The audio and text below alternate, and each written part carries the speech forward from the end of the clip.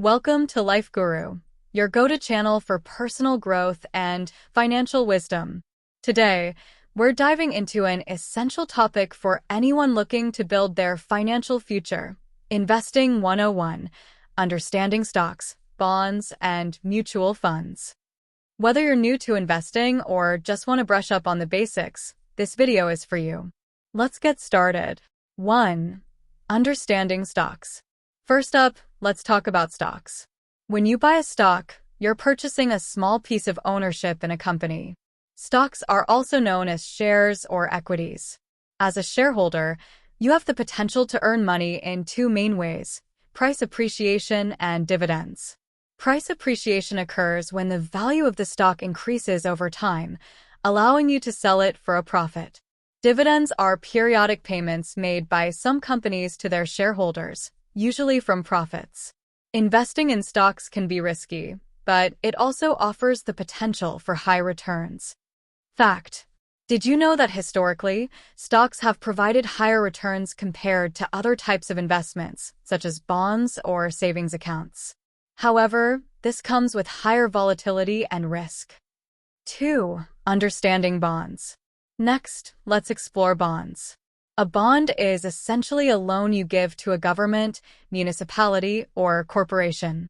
In return, the issuer promises to pay you back the principal amount on a specified date, along with periodic interest payments. Bonds are generally considered safer investments compared to stocks because they provide regular income and the return of principal. However, they typically offer lower returns. Fact: bonds can be a great way to diversify your investment portfolio and reduce overall risk. They are often used by investors to balance the volatility of stocks. 3. Understanding mutual funds. Finally, let's discuss mutual funds. A mutual fund pools money from many investors to buy a diversified portfolio of stocks, bonds, or other securities. By investing in a mutual fund, you gain access to a broad range of investments, which helps spread risk.